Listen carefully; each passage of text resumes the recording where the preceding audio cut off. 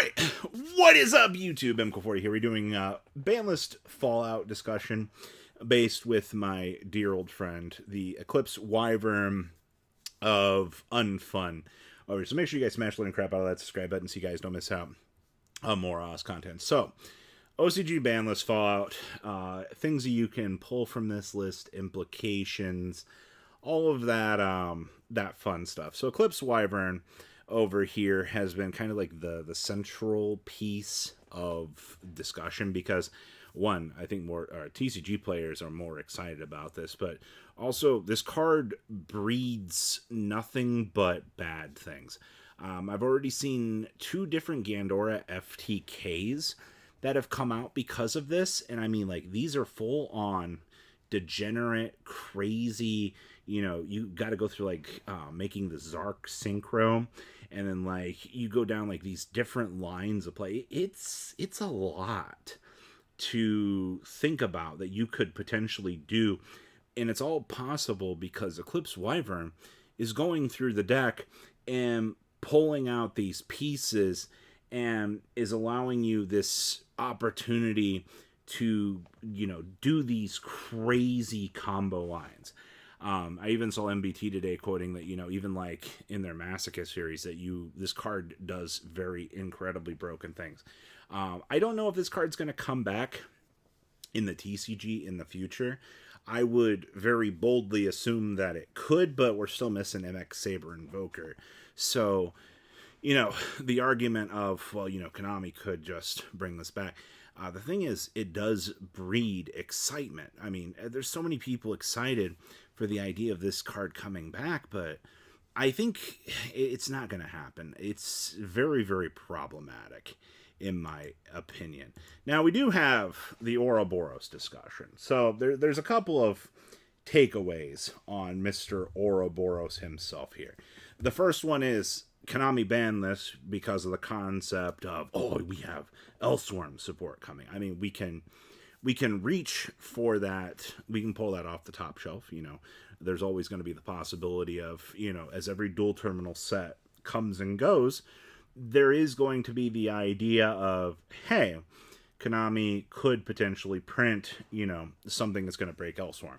But the problem here with this was, just like we just got new support for Teller Knights, any rank 4 deck underneath the sun was abusing this card.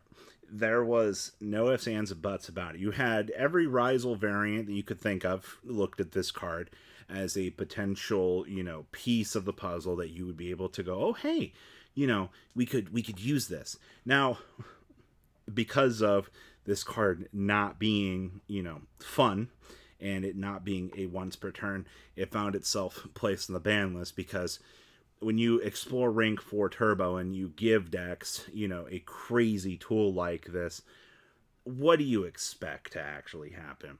There's going to be something that has to give. Now, that being said, we can all realistically see what's going to happen in a year.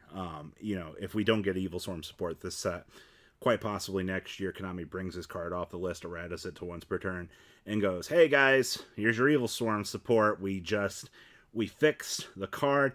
You got the easiest fix of your life. Slap a once per turn on this bad boy, and congratulations. You have literally fixed the card. And that's how Konami markets Evilswarm support to you in 2026. Real shocker, right? Couldn't be me. Good old Joe Cool and the K9 cards. Is this really like a sort of ban list Fallout? Because, like, is there anybody out there that can honestly look me straight in the eyes and tell me that you do not believe that in some sort of shape, capacity, or something, that you actually think that these K9 cards should be fully unlimited? Anybody, please.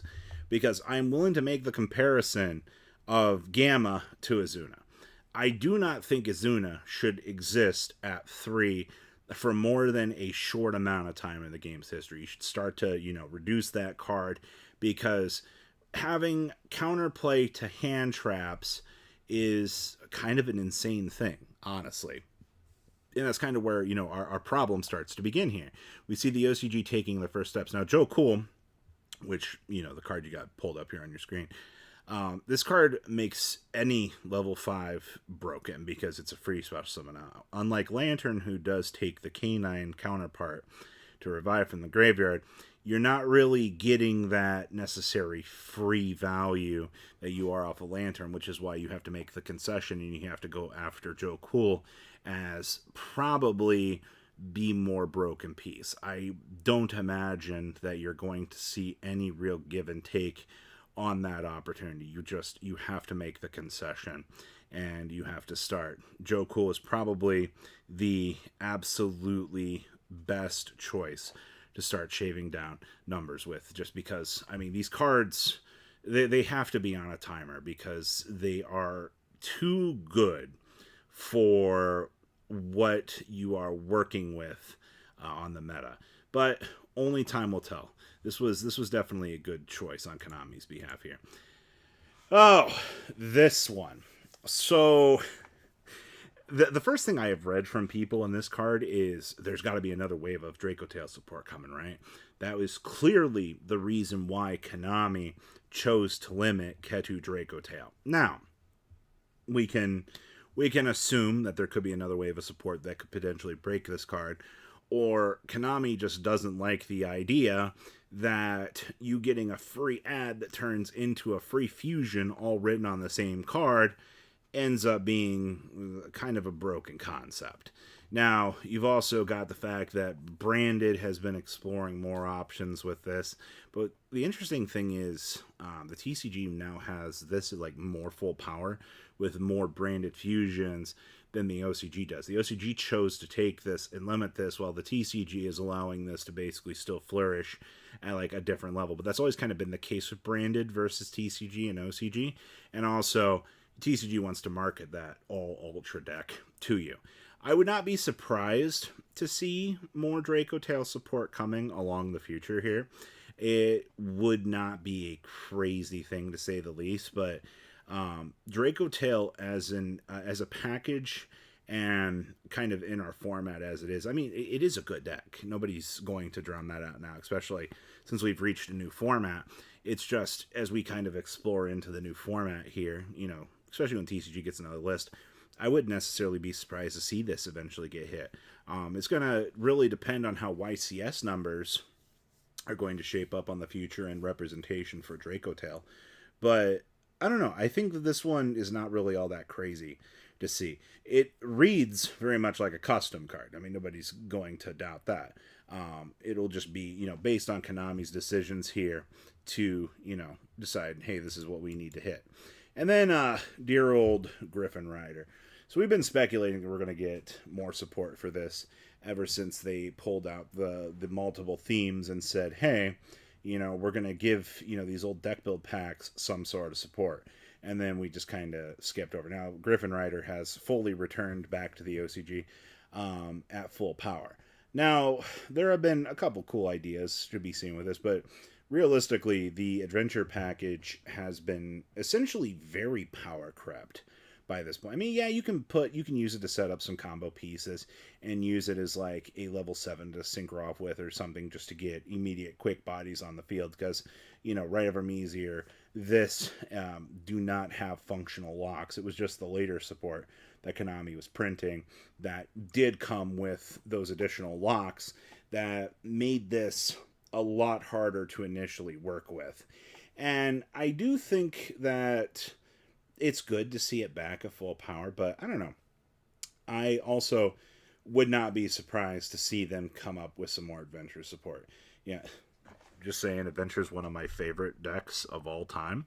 I love the isekai theme. I love the fact that there's just so much like world building and exploration that you can kind of take and explore within one theme. Like, that's really freaking cool in terms of what they gave it. But the problem was, like, we never really got like a villain. It's just kind of like somebody on an adventure.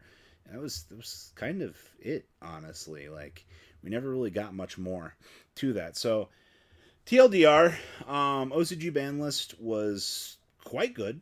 There are some things that we can reference. It is very apparent that certain cards have timers on it.